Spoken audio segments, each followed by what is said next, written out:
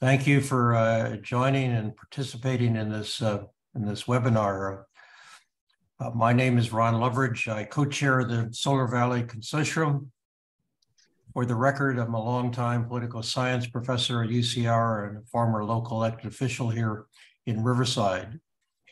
The Solar Valley Consortium is part of what we call SC RISE, the Southern California Research in Solar Energy. The director of SC RISE is Alfredo Martinez Morales. He also co-chairs the Solar Valley Consortium. SC RISE is in UCR's CSERT, the College of Engineering Center for Environmental Research and Technology. CSERT is the largest research center on our campus. Our work is framed by the mission statement.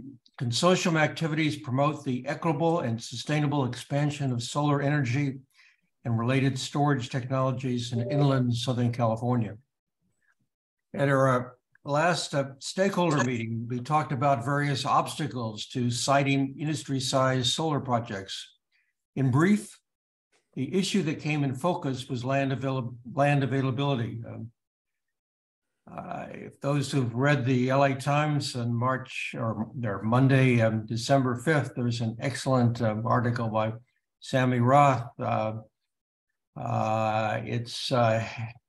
headline is more land use is the key to climate fix. And we have land and sun. Riverside County is the 10th largest county in the United States geographically. There are state policies to promote, encourage, and support, as well as federal efforts to promote large solar energy projects. The question today is, given the importance of industry solar projects, what are the barriers and particularly what are the solutions for the issue of land availability in Riverside County? Before introducing our director, let me acknowledge and thank our colleague Dave Willman for his excellent work in publicity and outreach.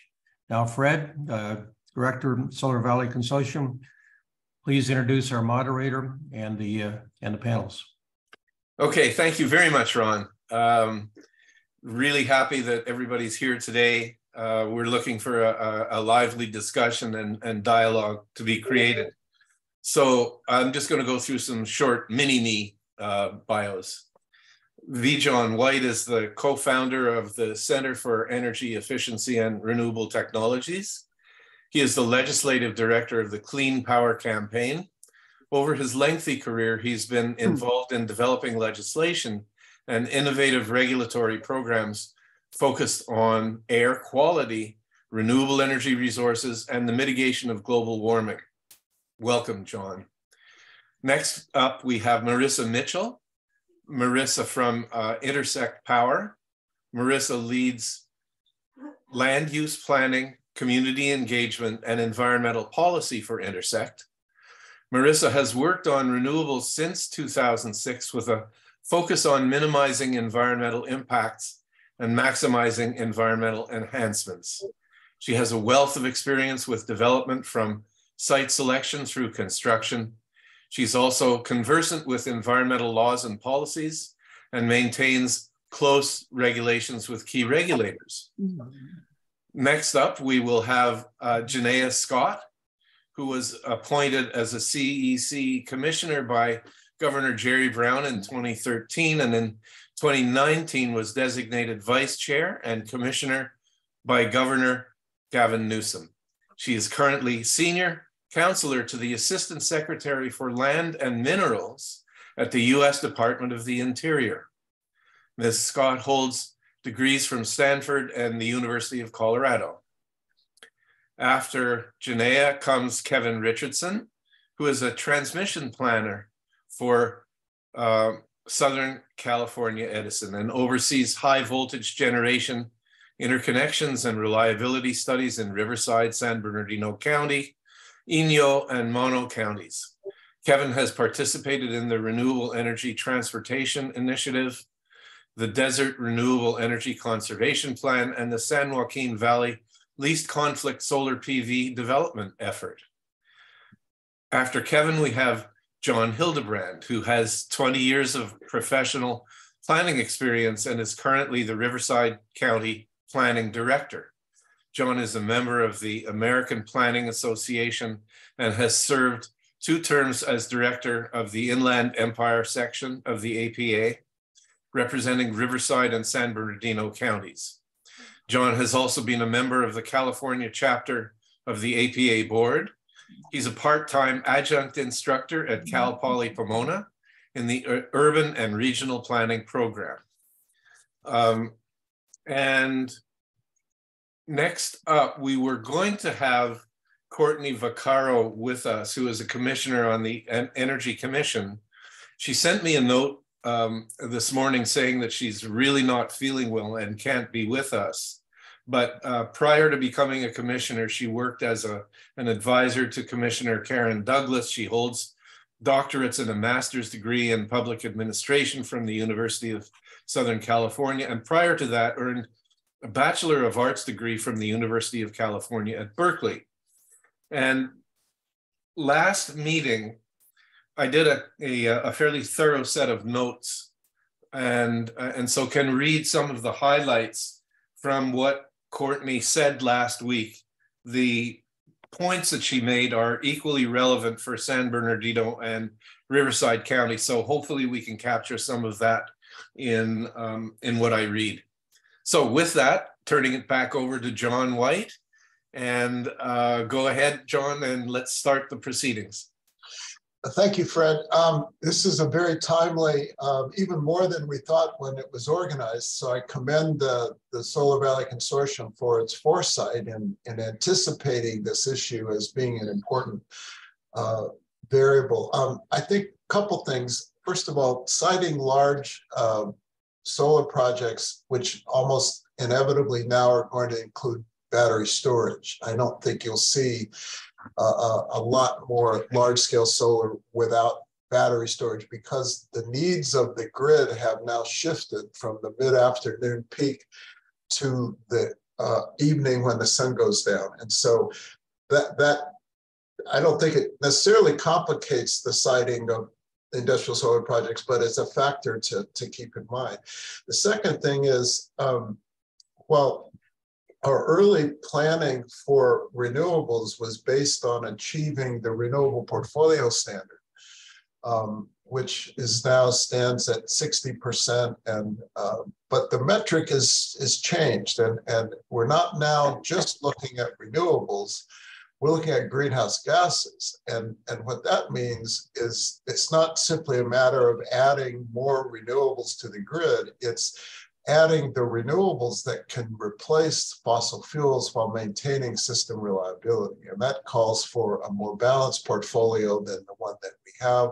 It also is going to require an enormous amount of new transmission. There is a significant amount of transmission available in Southern California, but if you look at the scale of needed megawatts to achieve our decarbonization goals for transportation, buildings, as well as the grid, the needs are for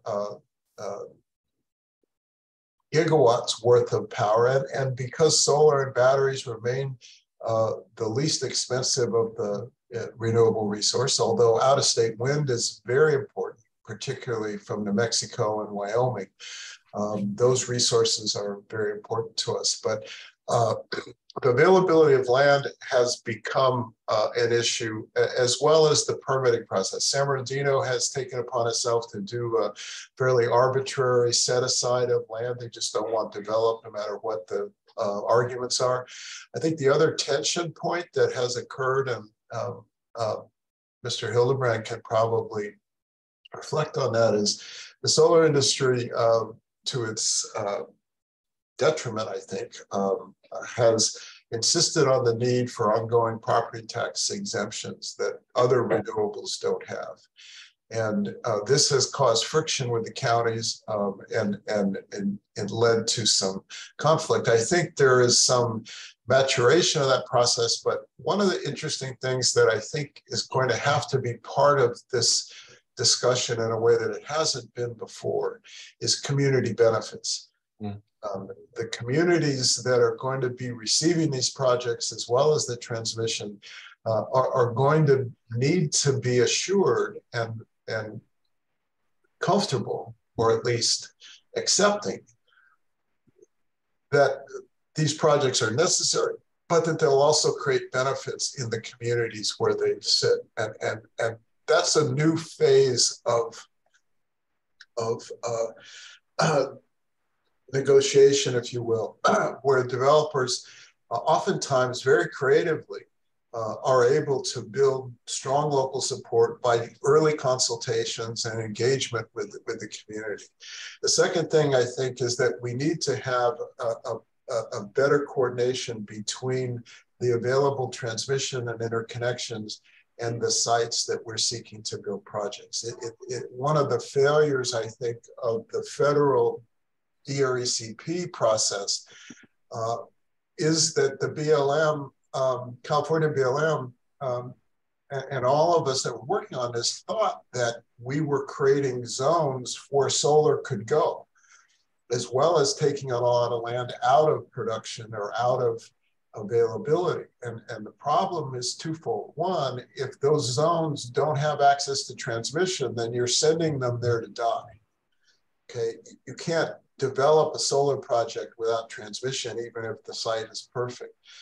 The second thing is that there needs to be a recognition of the value of these projects overall to the economy and overall to the state and to the need for climate goals. I mean, I think, you know, wildfire and climate catastrophes have become a daily feature of our lives, and we have to judge the impacts of our siting decisions in this larger context. This isn't just any industrial facility we're trying to site. These are strategically important resources. And one of the issues with BLM, I hope that we can get some attention to, is the conservation areas that were set aside alongside the solar zones have turned out to be very, very difficult for developers to manage. And so areas that were supposed to be available to solar development on federal lands have turned out not to be available in practical sense.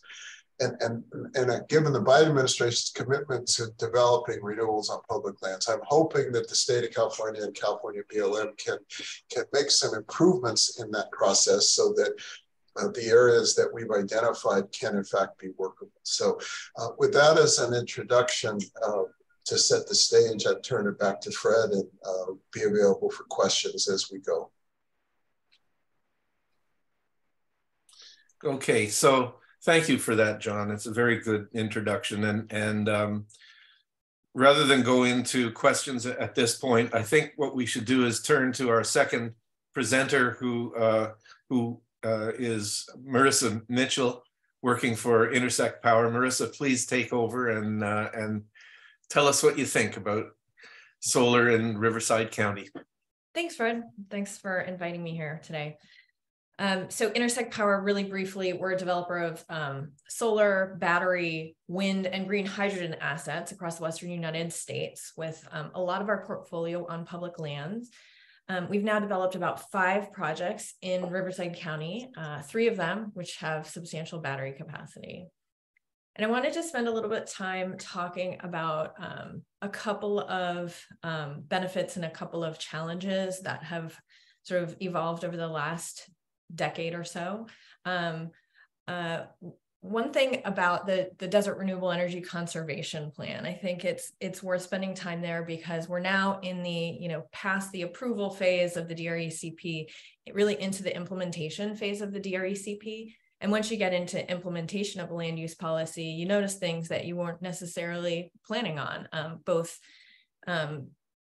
consequences that are unintended, that are positive benefits, and maybe some that are challenges. So one thing I will say about the DRECP, especially in the Riverside East I-10 corridor, there has been substantial streamlining of environmental permitting with the BLM and the excellent team over there at the BLM in the Desert District.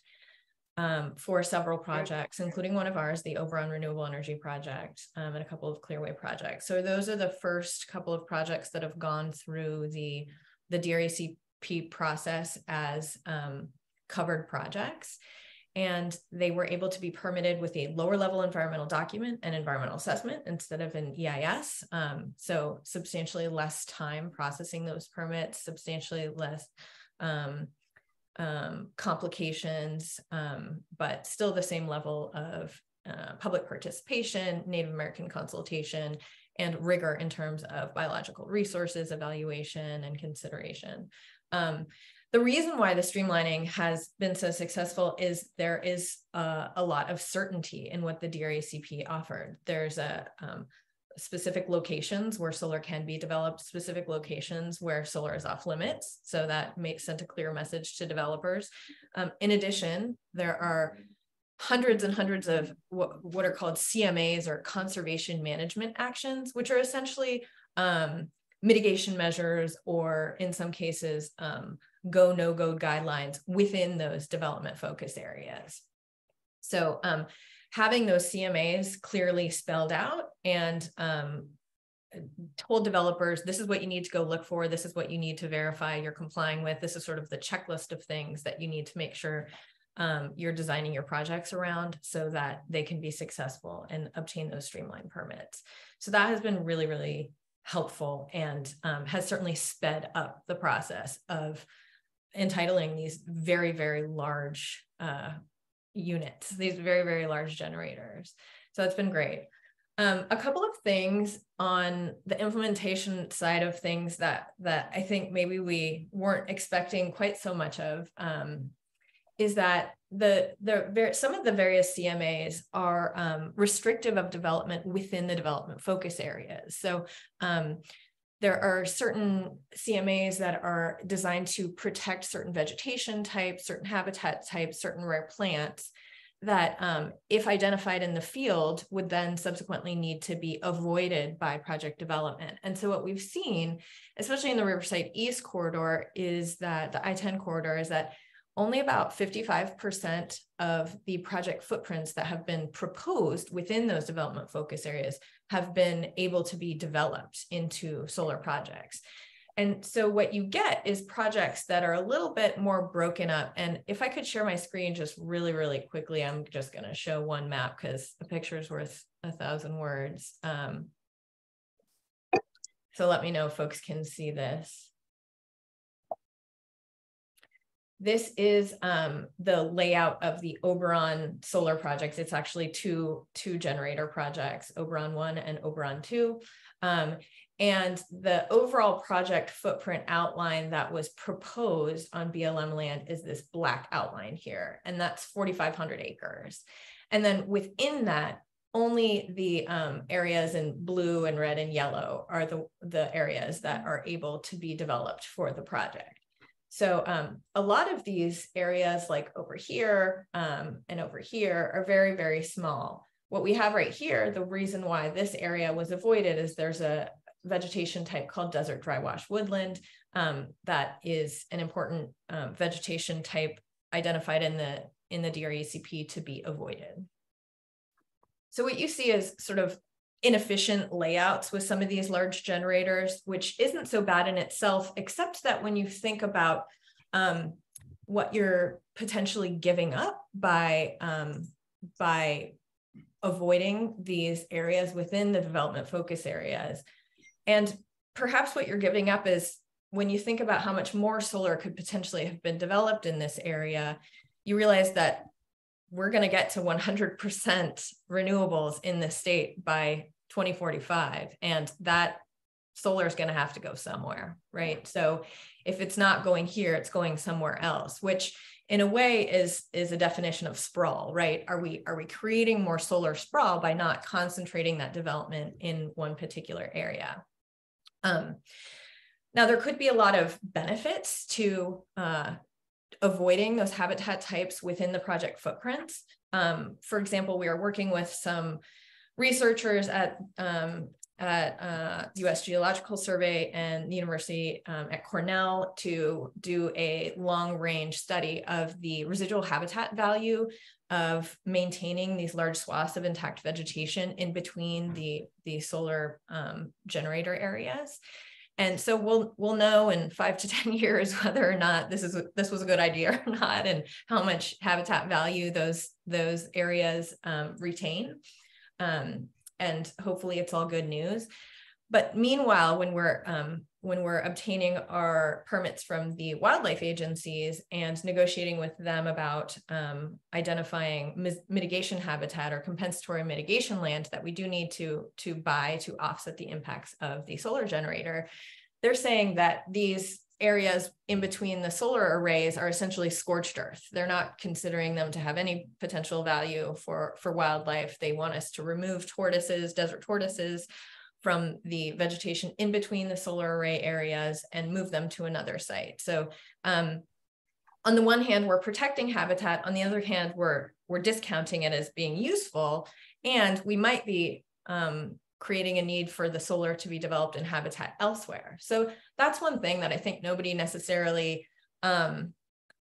realized. I mean, when the DRECP was originally developed, we had a much lower GHG reduction and renewable portfolio standard targets in the state of California.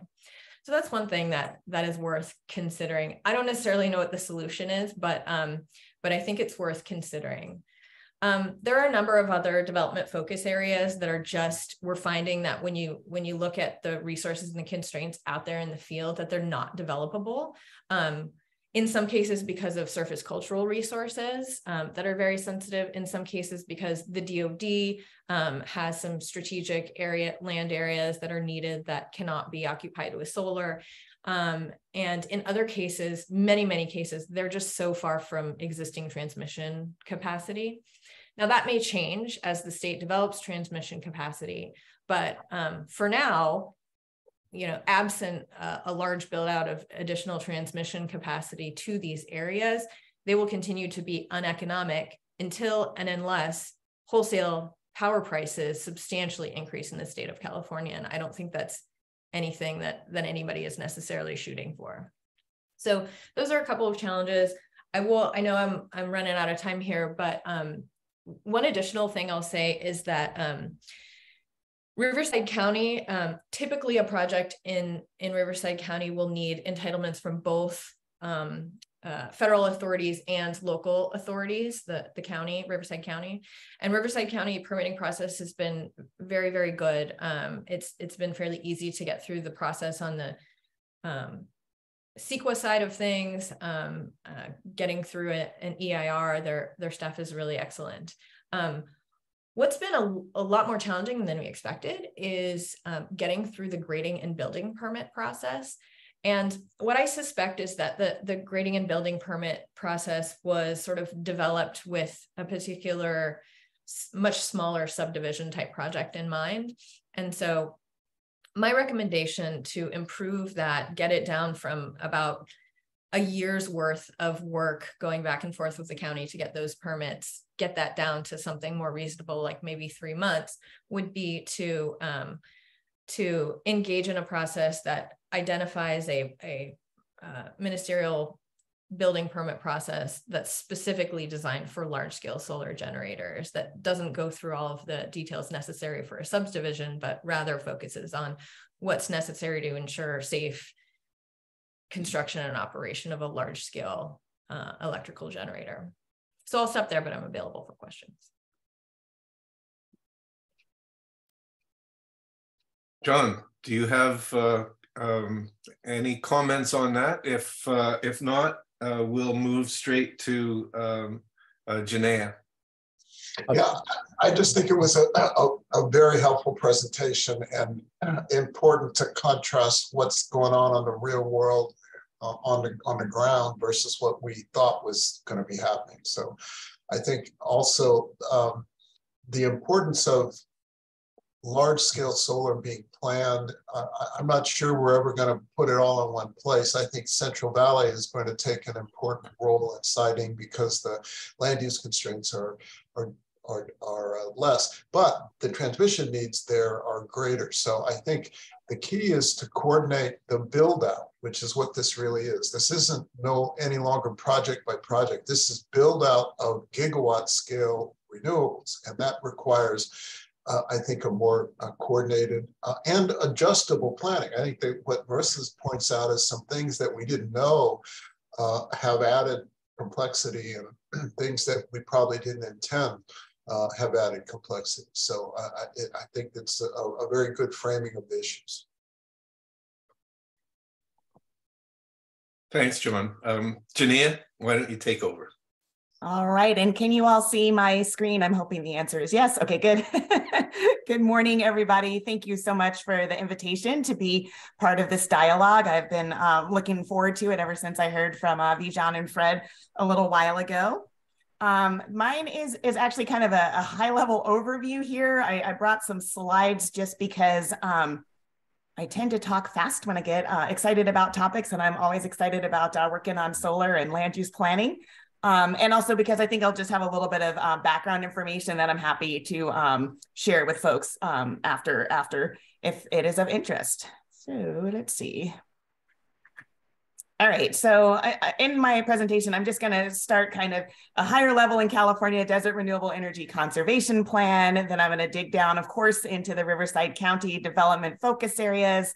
And then I wanted to take a minute to highlight some of the new announcements that Secretary Haaland made earlier this week. So with this crowd on the phone, I don't really need to talk about what the Desert Renewable Energy Conservation Plan is, but it had about 400,000 acres that were designated as development focused areas. You can see on this map kind of that DRECP boundary for Southern California. The California district boundary is in that lighter gray. Then where some of the development focus areas are, the variance process, and then some of the larger land use designations across California, ACECs, national monuments, wilderness areas, things like that. So this is kind of that area that we're talking about, right? There's a lot going on in a large but also small space, right, around Southern California here. So development focus areas, as you all know, like the purpose here was for it to be a streamlined land use allocation. So one piece I think is really exciting to hear is, and was done intentionally, right? Projects like Oberon, Victory Pass, Erica, to have more, less time in their environmental review processes, because so much of the environmental reviews had been done previously, so that you can build on the information that you have and move a little more quickly with those. And so that was the intent. I'm glad that it is working that way. And then of course, the other part of the Desert Renewable Energy Conservation planning is to have some conservation plans and to have these conservation management actions that go within. And as Marissa said, right, it's trying to be really clear about what the expectations are for development. This is the current development across California. So as of about a week ago, there were about, and I think this is still accurate today on this 8th, there was about 13 gigawatts of renewable energy either pending or authorized on public lands. So this is public lands. This doesn't include the private land projects. This is a BLM number here, but you can see that there's about 8,000 megawatts, 8 gigawatts of solar, and about 2 gigawatts of that is under construction right now. You can see the wind, the supporting facilities, and you can see what that includes. It's the gen ties, the standalone batteries, things like that, some geothermal. And then California BLM is also working on about 11 pending applications that have the ability to add, 4,000 more megawatts into this space. So that's the current scene in California. As you all know, this number changes fairly often, right? We may get a new application in the door as I'm speaking that would change the number of pending applications, of course, or somebody might say, oh, actually, I'm not going forward with this project and pull their application. So, there's give and take here. This number is not a static number. So drilling down just a little bit, this is the Riverside County development focus area. Most of the areas are out to the east part of Riverside County. I'm sorry that legend came out so teeny tiny, but it's the pink areas are the development focus areas. And so as you can see, like I just said, this is all mostly out in eastern Riverside County, and it's about 150,000 acres that are designated as DFAs. So again, I'm kind of just providing that high level overview that our conversation will fit within. The current development in Riverside County is here. You can see BLM has authorized about 7 gigawatts of solar on our lands here in Riverside County. And you can see the number of that's solar. About 1,500 megawatts are under construction. You can see how much of that is wind. And then again, those supporting facilities, really important component, right? The gen ties, the standalone batteries, things like that. So that's the overview currently in Riverside County. And as you all know, this number changes. A project will finish construction, and so there'll be less megawatts under construction. Maybe another one comes on board and they're ready to start constructing. That adds numbers. So these are kind of snapshots in time, these numbers that I'm providing, but just wanted to give you kind of an overall sense. About 13 gigawatts of solar across the Desert Renewable Energy Conservation Planning area. And, you know, a little bit more than half of that is here in Riverside County. And then I wanted to shift a little bit and talk about some of our new steps to accelerate solar development. Secretary Haaland in Arizona earlier this week made an announcement about updating a solar programmatic environmental impact statement. I'm really excited about that. I had put the link in here for you about where you can find that press release to learn a little bit more. This is an opportunity to really think through together and shape how does land use planning in the West across BLM lands look over probably the next decade or so. The original solar programmatic EIS was developed in 2012, so it stood the test of time for about a decade. It needs to be updated. Many things have changed since a decade ago, so we're really excited to be kicking off this new effort. Just a quick highlight on our 2012 Solar Programmatic Environmental Impact Statement. Back in the day, that helped set up the solar energy program within the Bureau of Land Management. It covered 6 states, and mostly in the Southwest, as you can see here. We identified solar energy zones, we identified variance areas, and we also had some exclusion areas. And underlying that programmatic EIS was a land use plan amendment. So Bureau of Land Management needs land use plans to say, here's the type of development that can happen in these particular areas. So we updated all of those land use plans across that 6-state study area to adopt those solar pieces, the parts of the solar program. Such as a little bit of background on the 2012, on the updated programmatic EIS. I just wanted to capture for you a few things. You know, we want to be able to enhance our ability to promote responsible renewable energy development.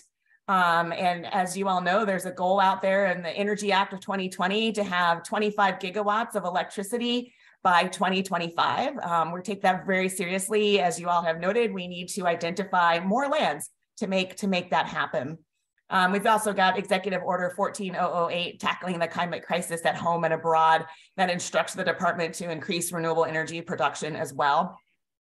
Some of the things that you may see in this update are potentially removing some of the non-planning components of the program and putting them in a different spot, like under policy or regulation. That's a little bit in the weeds, but for folks who are attorneys or follow these kind of things really, really closely, one of the reasons to do that is so that when we update some policy pieces, you don't have to go back and update an entire solar programmatic EIS. You can just update that piece. That gives us more flexibility to grow and learn and be flexible and stretch as the industry does, as goals change as well, right?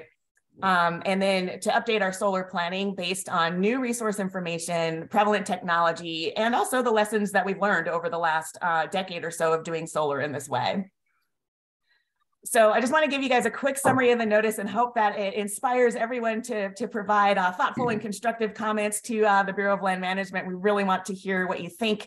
BLM is considering expanding the scope, so it would include the 11 Western states. So the six below that I mentioned earlier, adding Oregon, Washington, Idaho, Wyoming, Montana, probably not a super interest to folks in Riverside County, but just I want to make sure you guys have the broader picture. We're thinking about adjusting some of the exclusion criteria, removing some of the technology-based criteria like slope and insulation, which, you know, a decade ago made a lot of sense based on what the technology looked like. Maybe not as much anymore. We want to be able to, as technology changes, be able to shift with that. Looking again at some of those resource-focused criteria for exclusions, looking at the land use allocations, identifying newer expanded areas, updating some of the exclusion areas as appropriate, streamlining our variance process as it moves under policy instead of land use planning. Variance doesn't really apply in the DRECP area, but it does apply outside of the DRECP area. Looking at a couple other things like the definitions within the PEIS, and also what would be some additional incentives for developing in preferred locations. So those are a few of the things that we're thinking about in that notice. As I mentioned, we really look forward to your thoughts and comments. The idea is, I think, and it says this in the notice as well, to leave the DRECP mostly as is, right? And I think that the reasoning behind that is, as you all know, there was probably a decade of work leading up to the Desert Renewable Energy Conservation Plan. There were hundreds of public meetings around that, right? We met with Fish and Wildlife Service, interior agencies, Forest Service, the Department of Defense, developers, the conservation community, the state, counties. There was a lot of people who really worked hard, worked well together to put the DRECP together. And so we recognize that it's its own entity, if you will, right? And so we want to be mindful of that as we go through and make some of these updates. We might be thinking about other areas in Southern California that we could pull forward. You know, and to the extent that there are things that we could update in the PEIS that are complementary to the DRECP, that's the type of thing that would be really great to hear from folks in the DRECP area, especially Riverside County, which is where a good chunk of that development is. And then just as an FYI, the Bureau of Land Management has an updated variance policy. This is to make sure between now and when the solar PEIS, updated solar PEIS goes final, we have some consistency in how we're doing the variances, how we're processing those. And so I just wanted to flag that for you all, just so you have kind of all of the pieces of the announcement that the secretary made on Monday together. She was in Arizona. She also announced 3 solar projects in Arizona that are kicking off their processes with notices of intent and notices of segregation. So I just felt we're so excited about kicking this off, right? Laying the groundwork, laying the foundation for how our public lands play a role in meeting climate goals, in meeting our renewable energy and clean energy goals. And we're just kicking that off on Monday. So I wanted to make sure to bring that to this group, even though it doesn't necessarily focus directly on the Riverside County. But that is what I wanted to share with you all today. I look forward to the dialogue. There's a lot of great things I heard Vijan say, I heard Marissa say that I took little notes on so we can talk about them in our dialogue. And that's me.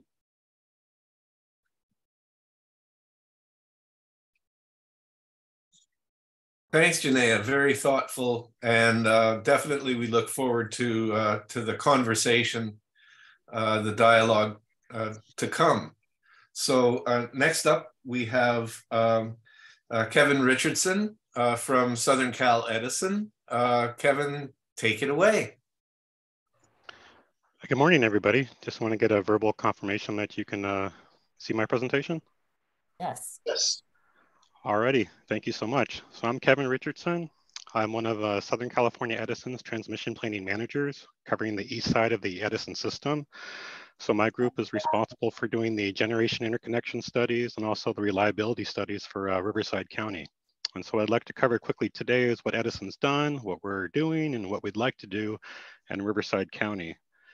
Just to start off by saying that we do have a publicly available interactive GIS map that shows some of our facilities. It's a little distribution focused, but our transmission facilities are on there.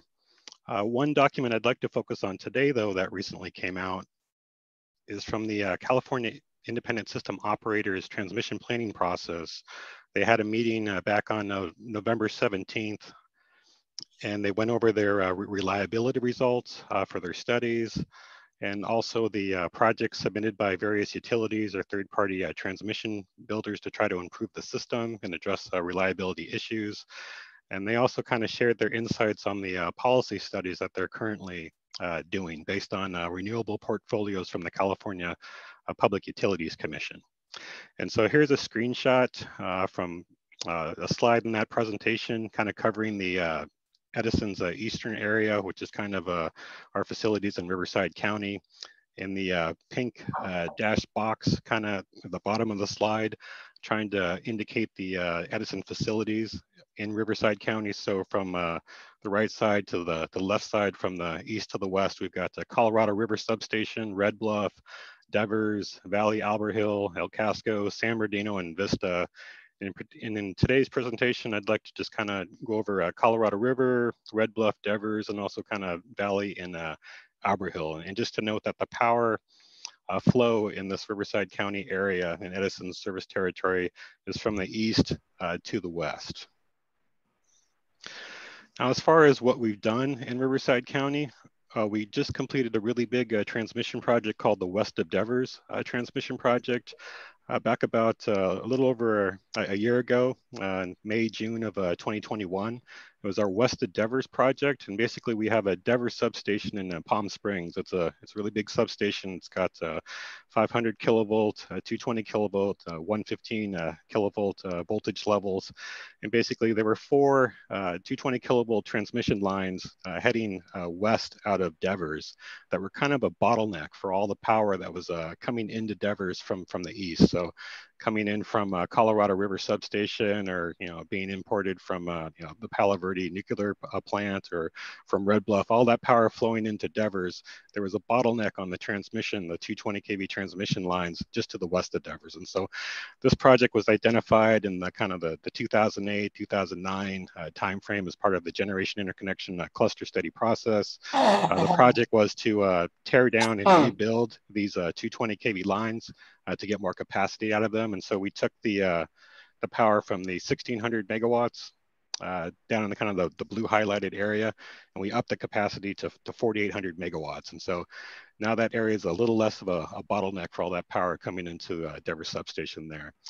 In addition, we also installed two additional transformer banks, one at Edison's Colorado River Substation and one at Red Bluff Substation. And what this does is there's a lot of generation coming in on the 220 kilovolt level. It needs to get stepped up to the 500 kilovolt level. You need these big bolt power transformers to do that. The existing transformers at each substation were getting full. And so we had projects to add second transformers to each of those stations. So now we have the capacity to get 1,000 more megawatts up to the 500 kV level at both Red Bluff and Colorado River. And over the past couple of years, we've integrated about 1,100 megawatts of solar PV in Riverside County, and also about 1,100 megawatts of battery storage in this county. So we've definitely been doing a lot here. Now, as far as what's in progress, if we take a look at the CAISO publicly available generation queue, and we sort it on Riverside County, we can see that there's over 15,000 megawatts currently in the study process trying to interconnect in Riverside County. So on the spreadsheet, going from left to right, you can see the project name, the type of generation, the megawatts they're trying to get to the grid, and then over on the right, the actual facility that they're trying to connect into.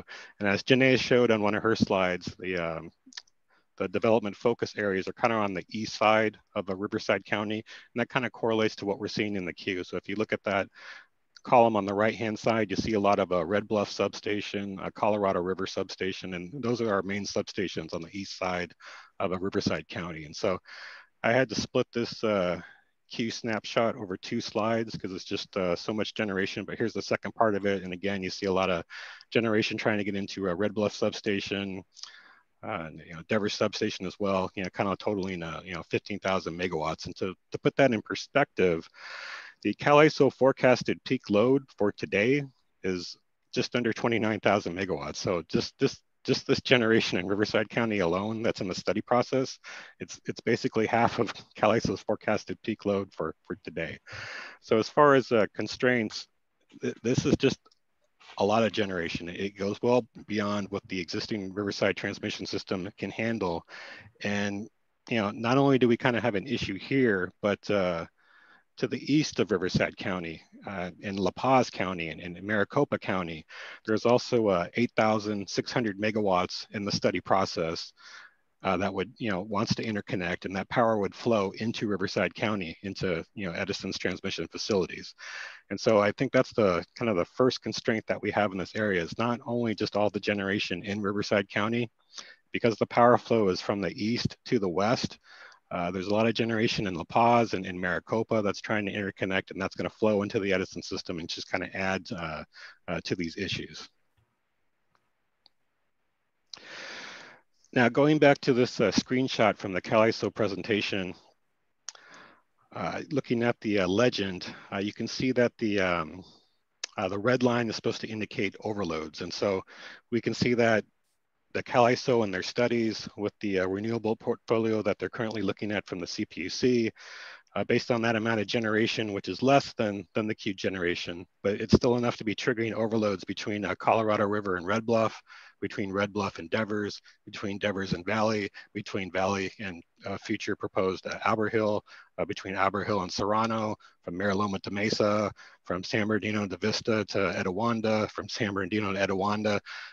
So basically, we're seeing overloads and you know, system capacity issues all along the I-10 corridor, unfortunately, because of all that generation that is already kind of developed, even with the West of Devers project in service and providing, you know, those couple of thousand megawatts of extra capacity. We're still seeing capacity issues for, you know, the new generation that's trying to develop. And so color coded in the legend, this purple shading, that's where the CAISO thinks, you know, we could do some proposed line upgrades. And what they mean by line upgrades is taking the existing conductors and maybe removing some constraints on those conductors. So maybe there's some terminal equipment on either end of the transmission line, like maybe some of the circuit breakers or disconnect switches could be upgraded in order to get the full capacity of that transmission line utilized. Or maybe the transmission line is sagging a little bit and there's a ground clearance issue and the line is derated because of that ground clearance issue. Fixing issues like that in order to get the full capacity out of that line. And so by doing those kind of proposed line upgrades, or even, you know, maybe reconductoring some of those lines, we could get some more existing capacity without having to do completely, you know, brand new lines. But in the yellow shading, the CAISO is also showing that we could definitely use a new 500, you know, kV line in this area from Red Bluff, you know, 80 miles west to Devers, and then from Devers all the way into Mariloma to get all that generation from the Colorado River Blythe area and also the Red Bluff area, you know, from the desert and into the LA basin there. So now I just kind of want to focus on just a few of the substations I've been talking about. The first one being Colorado River, a substation located in the Blythe area. And what's kind of nice about Google Earth or Google Maps these days, and you can just type in SCE's Colorado River substation, and it will just show up like this. So when I did this and I took a screenshot of that, it is a few years old because I mentioned earlier in the slide. You can see the transformers in the center of Colorado River substation. It's just showing one of the transformers. And earlier this year, we actually installed a second transformer to provide more capacity for the 220 kV switch rack that's located on the top, the north side here, to step that power up from generation coming into that switch rack, to step it up to the 500 kV switch rack, which is shown on the south side of Colorado River. And so we have a lot of generation projects coming in on the 220 kV level. It goes into that 220 kV switch rack. It gets stepped up by those two transformers, goes to the 500 kV level, and then it gets shipped, you know, 30 miles west to the Red Bluff substation. So you can see that the substation, it is not fully built out. We still have room on the west side of the substation, but the constraint here specifically at Colorado River is now we're going to need the third big bulk transformer to step power up from the 220 to the 500 level. And we're going to need to expand the 220 kV and 500 kV switch racks to the west to accommodate more gen ties coming from generation projects coming in on the 220 kV level. And so, you know, that's in the kind of 70, 75 million price tag in order to add another transformer and expand the switch racks in order to do that, that can be a roadblock for generation developers. And so if they can't pay for it in the generation interconnection cluster study process, then we try to go after that upgrade in the CAISO's transmission planning process as like a policy upgrade. But in order for that to be successful, we need the California Public Utilities Commission to have a renewable portfolio of generation big enough, going to Colorado River to actually trigger that in the policy study process so that we can, push that upgrade forward and get approval for it and then go into licensing for it. So moving on to the next substation down the I-10 corridor, Red Bluff. So it's about 30 miles to the west of Colorado River substation. It's basically in the similar situation. So you can see the substation, it's not fully built out. There's still room inside the substation to accommodate more generation projects. But again, we've got two bulk power transformers installed. The 220 kV switch rack is filling up. This screenshot from Google Earth is just a little outdated. We've got more gen ties coming into the to the substation. So it's basically the same situation. With all that generation in the queue, for all that generation that wants to come in on the 220 and step up to the 500, we're going to need that third bulk power transformer. And to do that, we're going to need to extend the 220 kV switch rack and also the 500 kV switch rack. To do that, it's in the 70 million price range in order to do that. Again, it's tough for those generation developers to fund that cost. And so this is another policy upgrade that Edison would want to pursue to get that approved in that process, so that we would have extra capacity for projects to come in on the 220 and get stepped up to the 500. Now, there are some developers that have had success at going directly into the 500 level to bypass this 220 kV transformer issue. And one of those developers is Intersect Power. So, Marissa on the call today, she mentioned her Oberon project. That's a project that's being successful because it's coming in directly to the 500 kV switch rack, and it's bypassing this 220 constraint of needing that extra transformer, of having to extend the switch rack and the timelines and the cost associated with that, because they're coming directly in on the 500 kV voltage level. And so while it might be a little more expensive for Intersect Power to do that, they do bypass all of these other constraints, and they're being really successful with this Oberon project. And they were one of the first companies to do that. We are seeing some other companies going directly to the 500 level to kind of bypass the transformer constraint issues. Going down the I-10 corridor even further, going into the Palm Springs area, we have our Devers substation, which is the facility kind of located in the center of this slide.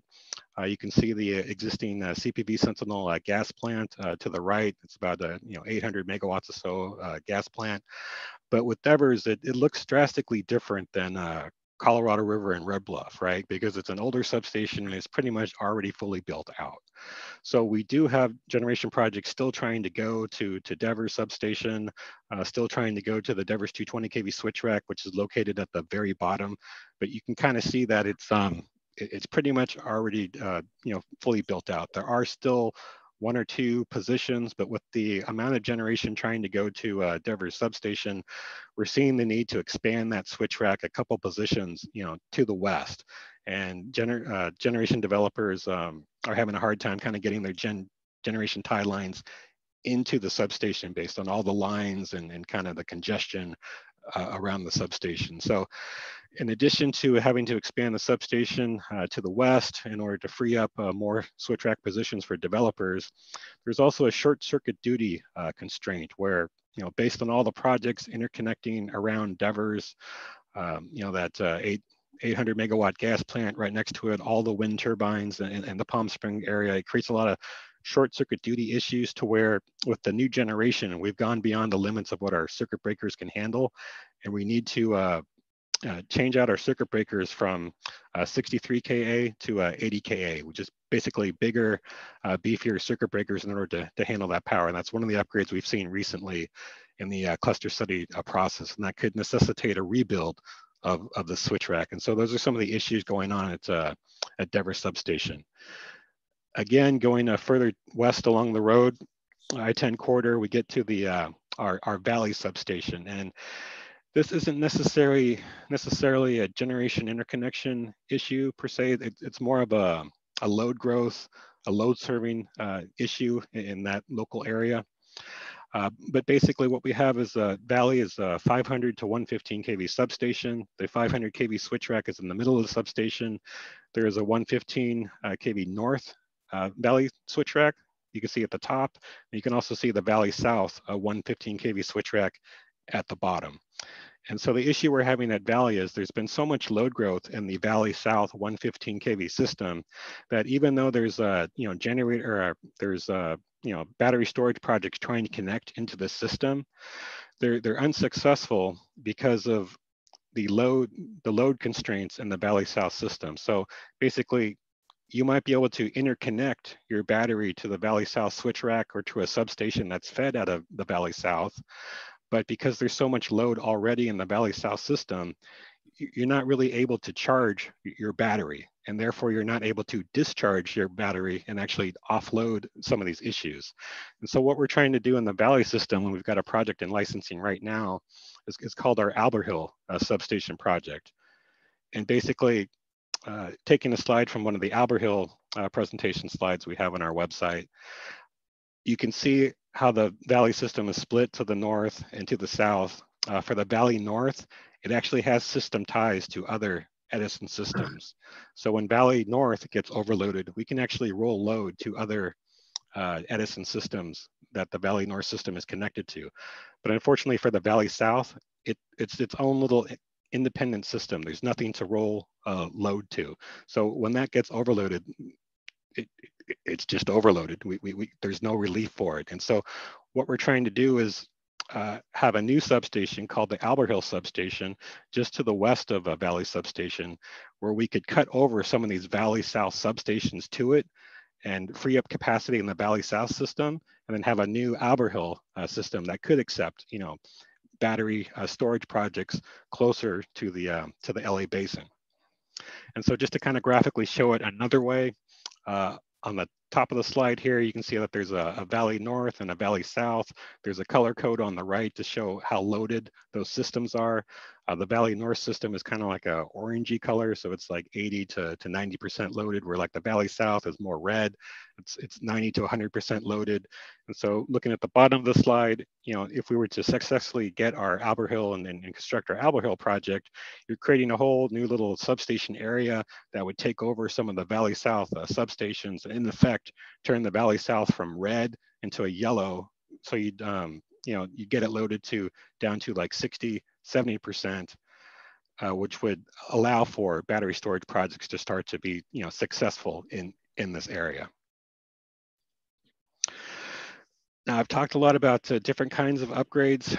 The CAISO actually has a document called the Transmission Capability Estimates for use in the CPUC's resource planning process, where the CAISO has a spreadsheet or a PDF document that has this table where they list the transmission constraint, the affected zones, how much capacity the existing system has, the incremental capacity an upgrade would provide, what that upgrade would be, and the cost and timelines. And so I've got this red dash box around the eastern area, which translates to Riverside County, talking about some of the constraints. And so, I mentioned on another slide that the CAISO was thinking about from their policy upgrade, from their policy study, to a new 500 kV line from Red Bluff to Devers to Mariloma. And that's kind of these two rows right here.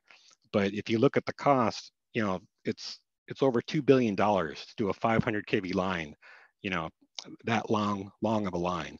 And while it would provide a lot of capacity, that's a line that gets triggered in the generation interconnection process. But even with the cost sharing that's supposed to happen in the generation interconnection process, it's too expensive of an upgrade for generators to try to afford and pay for in that process. So, we're hoping, as a policy upgrade, either the CAISO could concentrate on the low-hanging fruit of upgrading the existing lines, to get a couple more hundreds of megawatts out of that, or the time may come to where we have to do another big line in the Riverside County. But you're looking at $1 billion or $2 dollars for that. You're looking at 8 years to build something like that. And then we also see the CAISO identifying the bulk power transformers I talked about at Colorado River. And we also expect to see, the Red Bluff transformer being added to this.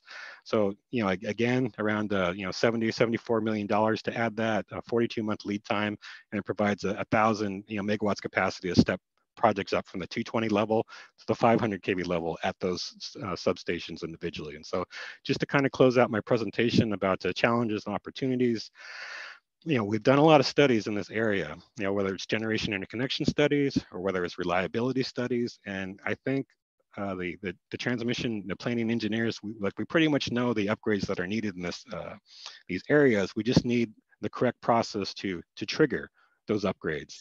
Whether it's the generation interconnection process, which, unfortunately it's been too expensive to do.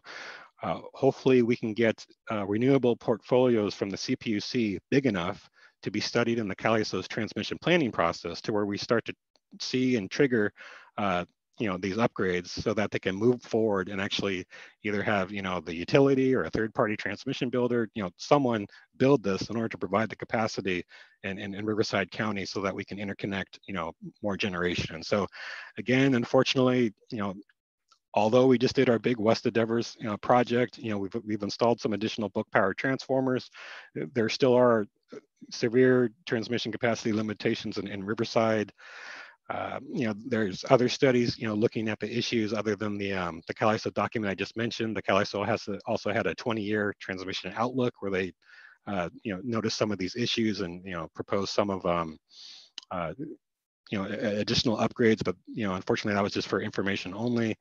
Edison has various white papers on the kind of upgrades and issues that are needed to meet our 2045 goals. And I put that link to the recent CAISO presentation at the bottom, which has a lot of great slides. It goes over the whole CAISO territory, but there's a lot of good information about San Bernardino County and also Riverside County, the constraints, the possible upgrades that we could do, the low-hanging fruit upgrades, versus the bigger ticket items. And with that, I'll conclude my presentation. Thank you very much. Edison's really pleased to be a part of this event today and look forward to the panel discussion. Thanks, Kevin. That was really, really interesting and sort of indicative of just how complex transmission planning is and how many challenges you face. So, John, do you have any thoughts? Actually, I think this Kevin's presentation highlights a real problem that we're trying to get out of, and that is that the Public Utilities Commission for the last 10 years or so has had an implicit bias against expanding or building new transmission. And they've tried to limit what the ISO can study. So for example, in the 2018 transmission plan, they didn't include the 50% RPS, even though it had already passed the legislature and been enacted. So I think the good news is the current, we worked with our colleagues in the renewable trades to expand the 21-22 transmission plan, and that was successful. So it was a more robust plan than previously. Also in the current 22-23 plan, they're doing a sensitivity analysis on what it would mean if we required a high electrification and low greenhouse gas target, all of which means more renewables. And Kevin's exactly right. Without the transmission and the interconnections and the substation upgrades and all of that, we're going to not be able to interconnect all the renewables that's ready to be interconnected.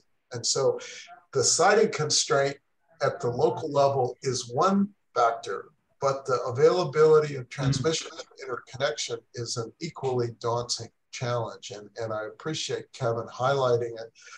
We are hopeful that the next transmission plan will be more outcome oriented, and that we're actually trying to develop some complementary maps to show where would these additions need to be, what's the route, how does it relate to the portfolio, and so forth. So I think we're headed into an era of more robust transmission planning and interconnection, but we're behind. Right. Thanks, John. Next up, we have County Representative John Hildebrand, and we look forward to hearing from you, John, regarding just what challenges you have, and I'm sure there are plenty of them, but please go ahead and then we'll be able to discuss some of this at the end. Good morning, everybody. Thank you for the opportunity to speak, represent the county. My name is John Hildebrand. I'm planning director for the county, representing the 4th largest county in California, just over 7,200 square miles. So from an opportunity perspective for renewable energies, there really is a lot of opportunity here. Our general plan, the county's land use ordinance, as well as board of supervisors, all encourage renewable energy development and have pathways for us to be able to do it. So our zoning ordinance really is very flexible in that it does allow for large scale solar farms to be located almost in all of our zones.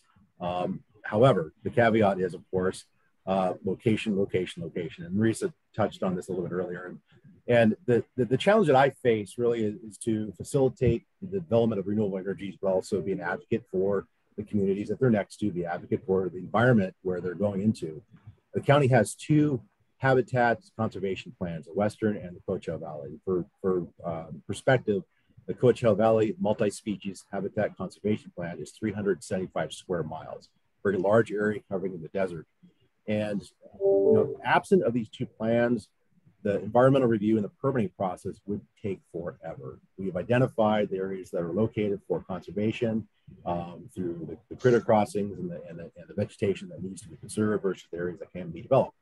So when we come in for a new solar farm that spans hundreds of acres, there's going to be some parts of that are going to need to be avoided or conserved just because of what that plan calls for, but that's already identified in the plan. So the constraint, as we talked about earlier, is this patchwork quilt of a solar farm and how they're disconnected because of the constraints in between all that, and how do you connect between areas in between all that. And I don't foresee an answer to solve that, because there are definite physical constraints, such as drainage areas,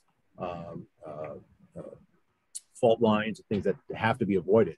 In addition to that, there's areas that are sensitive habitat that also have to be avoided in order to create those corridors for connection and preserve that vegetation that's needed and identified in the plan. So, from our perspective, we try to strike this balance where we encourage the development of renewable energies, but also ensure that we conserve those areas that are identified in the plan, but also try to provide the necessary infrastructure to support all this in the long run. The other component of this, which wasn't brought up, is the people, right? The people that live here. When a new solar farm comes in and it starts encroaching into communities, you and I are going to hear about it, right?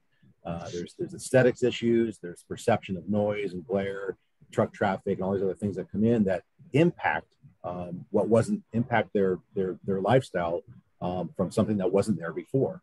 So, striking a balance between addressing the community needs, community issues, versus, again, fostering an opportunity for renewable energies is critical.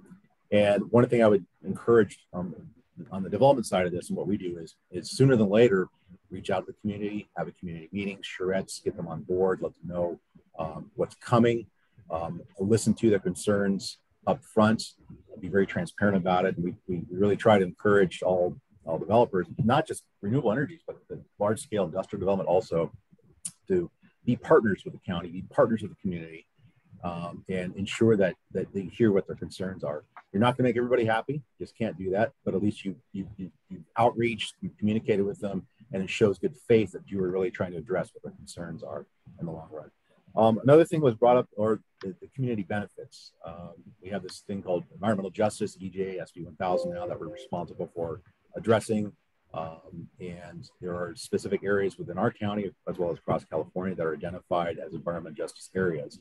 And those areas require a little bit more special addressing through really looking and identifying what those challenges are. Typically, it's for infrastructure improvements or access to food or other sources in those areas that could be a possibility for community benefit for these large-scale solars that come in. So, whether it's industrial development, large tract map, or renewable energy, we treat them all the same as far as the impacts that they have to the community that's already there. We really look for opportunities to bridge that, to buffer that, to provide some benefit to those communities through the new development that occurs.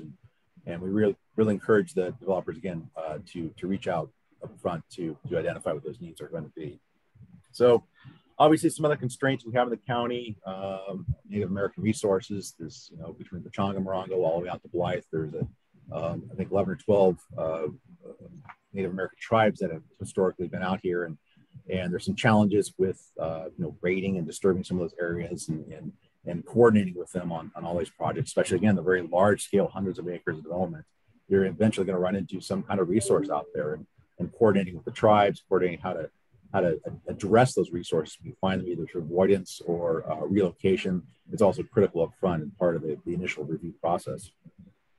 Other constraints that was brought up also is we have a lot of airports, both public and private, and we coordinate obviously on a regular basis with our Airport Land Use Commission and our Aviation Department on solar and the impacts they can have to the airspace. And we need to make sure that the location of these don't impact the flight patterns of any of the airports that are going through. And the real challenge we have is in Mead Valley right now with our requirement for reduction in energy for the industrial development. We typically require solar on the rooftops out there, but this creates a conflict with March JPA. So we're trying to work through that with them on how to direct the solar panels so they don't impact the flight paths that are out there. So you can see that that's kind of a conflict for these large scale facilities also on the desert. So, I can go on and on, but we county does absolutely recognize this is a necessity. We recognize that the industry is changing, it's becoming more efficient, and there's these large storage battery facilities along with these as well. This is kind of newer for us, trying to figure out how to manage that, integrate that into the solar farms. And the last thing I'll say, I'll wrap this up, is when you're siting one of these facilities, be sure that the residents that are in the area are taken into account. And I would encourage larger buffers where possible. I would just encourage some aesthetic treatment around the perimeter of these things, whether it's upgraded fencing, some plant material, whatever it is, to try to minimize those negative aesthetic impacts that can impact the communities that are already there. And it's difficult to do that, especially on the desert. There's not availability for water. You're not going to put landscaping in, but if there's something you can do to mitigate visually those impacts, we like to see it implemented. So, thank you.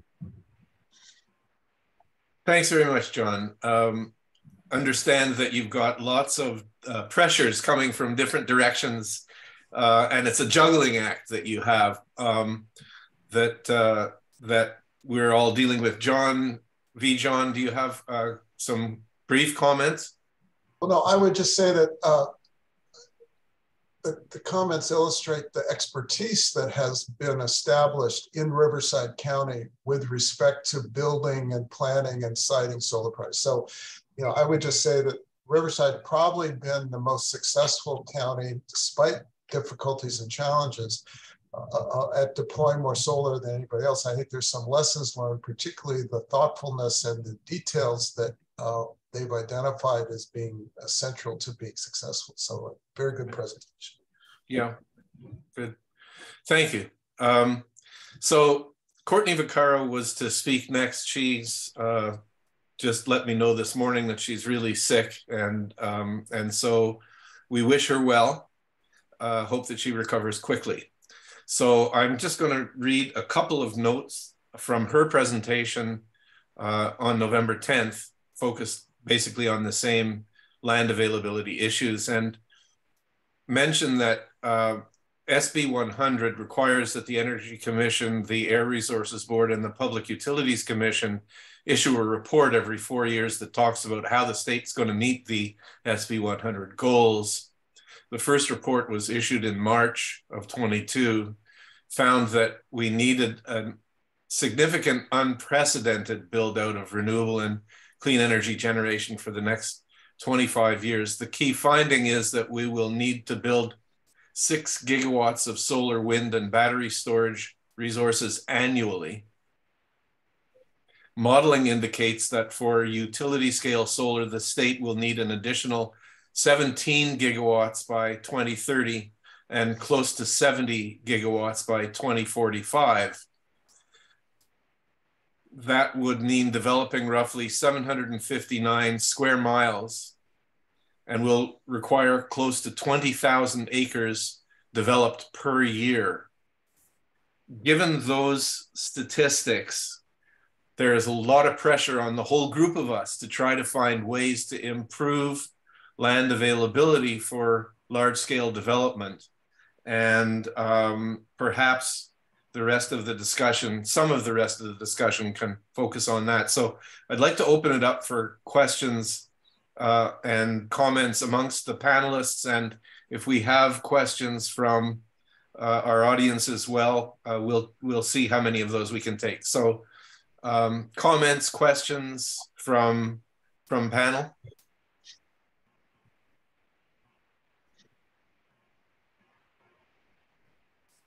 I would just say that what this conversation illustrates and what Courtney's comments about scale suggest is that we're going to need to get better at this sooner, and we're going to need to be thinking about gigawatts instead of megawatts worth of projects.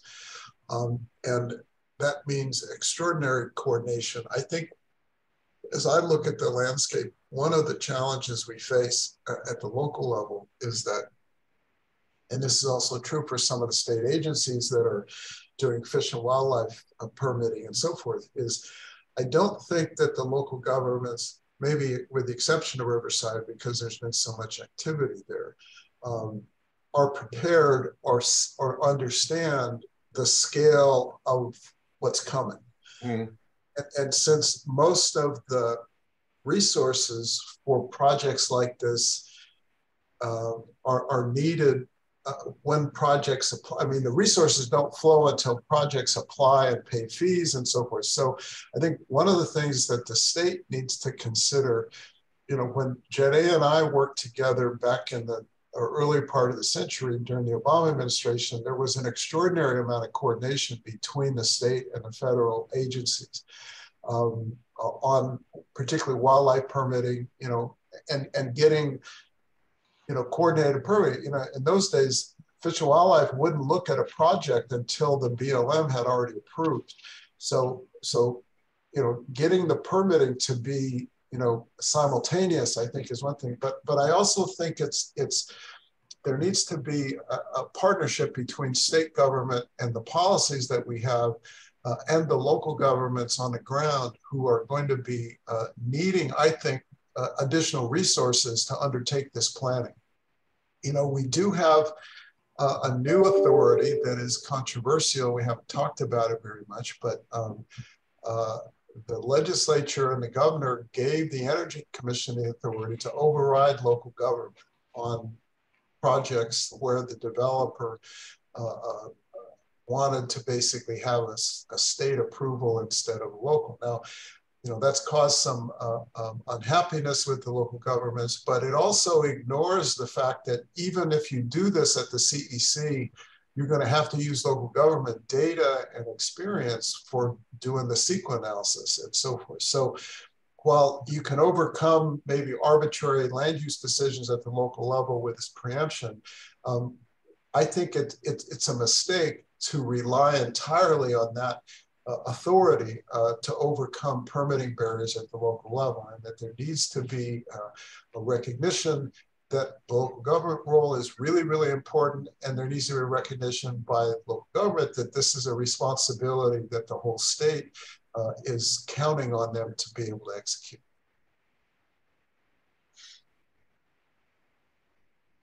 I had maybe also a few reflections based on all of the excellent information that was presented here today. And I was trying to kind of gather them in my head so they're not all non sequiturs here. But I think, you know, I appreciate very much the detailed level of expertise that Riverside County brings. And it makes me think, how do we develop that expertise in other places as well? How can we help do lessons learned, or just have folks give John a call if they've got a question about something, you know, so we're sharing data and knowledge, because these projects are hard. And a lot of, I think it was a little bit of a theme through all of the presentations. There are no empty spaces out there. These projects are going to be tough, and we can't say, oh, this is going to be hard, we're not going to work on it today. We have to say, this is going to be tough, what are some of the solutions and creativity and flexibility that we can bring to the table to see if we can make some of this work. And when I think about the statistics, Fred, that you read from Courtney Baccaro about 20,000 acres per year to get to 70 gigawatts, that's a lot, right? I mean, I think that really does require all of us to have our creative, flexible hats on as we come to the table. A couple other things I was thinking about, Vijay mentioned the work that we did on the Desert Renewable Energy Conservation Plan. That had a whole set of amazing folks at the table, counties, state, federal agencies, the developers, tribes, the conservation community, many, many others. But that was about a decade ago. And what's interesting to me is a lot of that knowledge and the depth of expertise has been lost. So how do we sort of carry forward and just keep educating people about here's what's taken place. Here's some of the things that have already happened.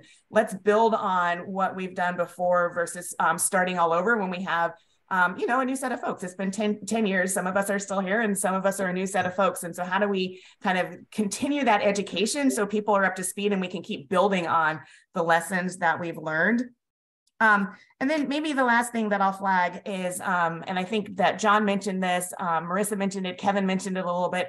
How do we bring some of those really concrete, creative solutions to the table? So, Kevin mentioned with connecting projects, Intersect Power, instead of bringing it in at 220 kV, right? That's the right number, brought it in at 500 kV. So we were able to go around the transformer issue. John mentioned developers, coming in with the best foot forward and really communicating early and often with the communities. And then what types of things could we put in place that are, help with the aesthetics or others? And I think a lot about some of the best practices that we would like to take a look at, and how do we bring additional research dollars to that. And so I'm thinking of examples where folks are, instead of scraping the ground and there's no vegetation or anything there, have mowed the ground. So you have a lot of the vegetation and plants are still there. There's little doors for road runners and other things to be able to hop up and run through the project. What would be really interesting is to see before, what does that space look like? What does the wildlife there look like? And then after, with these potential mitigation strategies in place, what does it look like? And I think that changes the playing field a little bit, potentially, if there's data that the wildlife agencies feel really confident and comfortable with, that potentially maybe some of this development is more compatible with wildlife than we initially thought when we were looking at older technology where you scraped up the ground and it looked more like concrete, so nothing could live there. Anyway, so it's a little bit of a free flow, but this dialogue really got a few things going for me. So I just wanted to kind of flag those as we talk to each other. Thanks, Janaea. Yes. One of the things I think that has been highlighted from this webinar and the previous one that we did for San Bernardino is that somehow we need to be communicating from the silos better amongst the different actors, anticipating what's coming and planning for it. So how do we adapt to the coming climate and the coming requirements from the grid and so on? And there are some sort of disconnects right now with between the planning with the CEC, CPUC, the ISO, developers, and Edison. And so one of the things that it appears to me we could do is to create this dialogue and keep it going, which is something that you just said.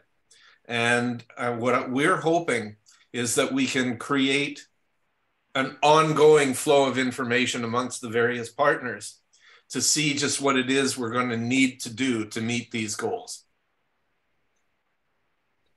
Fred, I wonder if I could chime in on one more thing. All these great conversations, these great presentations kind of reminded me that I should weigh in on this, but I think there's a disconnect that we really need to focus on between how much needs to be done and how long we have to do that, and whether new transmission upgrades are going to be able to be a large part of that solution. So just in this last legislative session, our jobs got a lot tougher.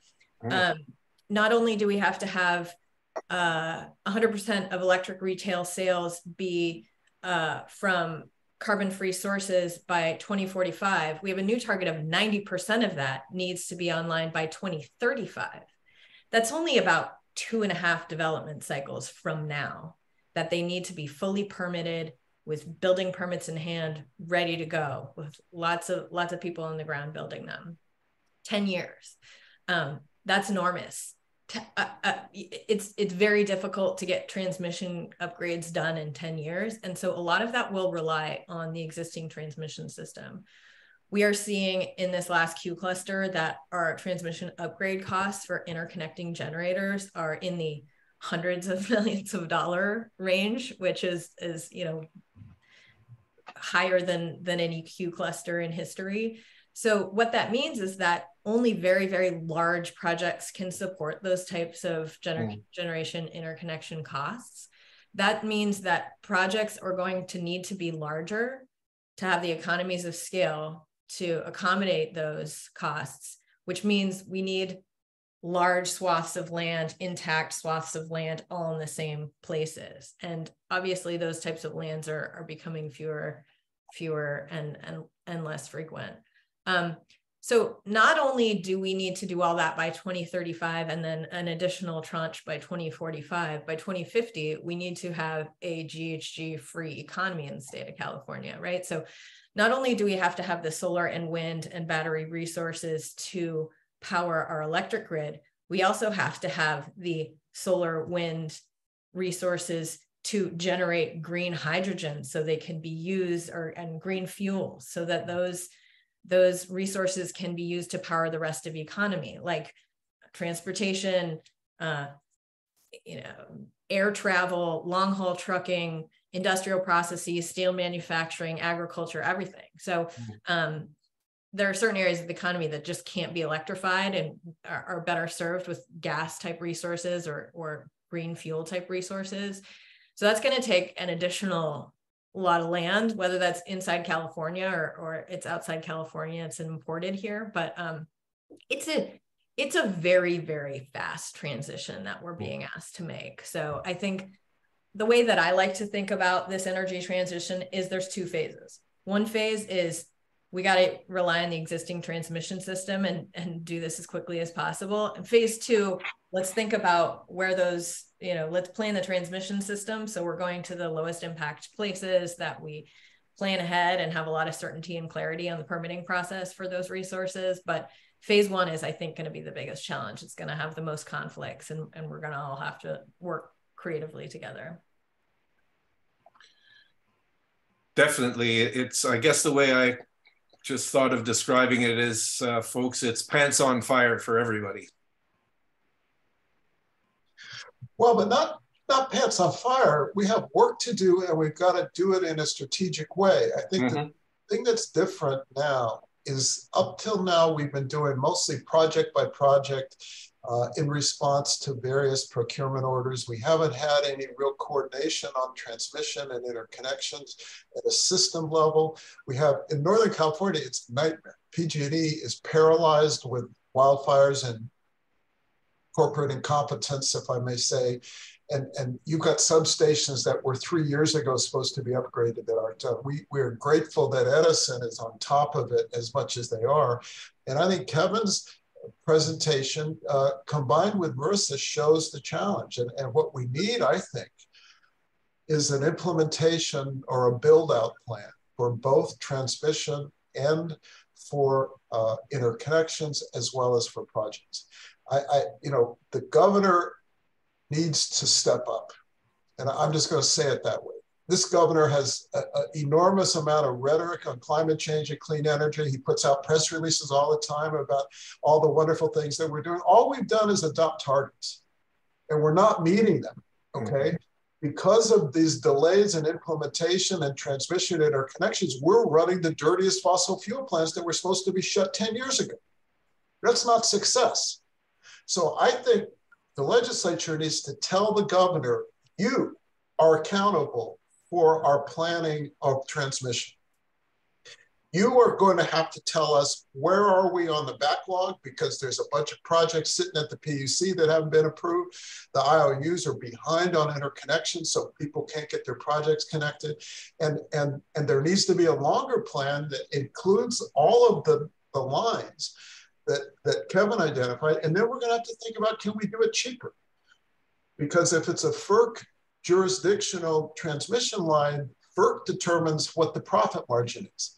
And it's a very healthy 13.5% rate of return at the moment. And that encourages people to go seek FERC jurisdiction. And so I think one of the things California is going to need to do is to come up with not just an implementation plan, but a financing plan that will allow joint projects with LADWP and federal agencies, particularly for offshore wind. We're going to need a lot of transmission for offshore wind if we're going to go that way. We just had leases issued yesterday. That's going to require a significant amount of infrastructure. Yeah. Okay, we've run out of time. But I think that this has been very valuable. I think there's plenty more that we have to say and do. I'd like to see this group continue discussing, and I would really like to thank everybody involved. Ron, do you have a final statement? Fred, I think you've said it, and to speak on behalf of Alfredo, this has been an important morning discussion, and we're going to try to take the proceedings to this and identify the key kind of points. And I particularly would like for Riverside County to be a kind of centerpiece of planning, as not simply reacting, but planning for the future. Important statement. Thank you very much. And so we're going to wrap up now. We all are available for further comments and questions, and Solar Valley will endeavor to keep us connected. Thank you all. Thank you. Thank you.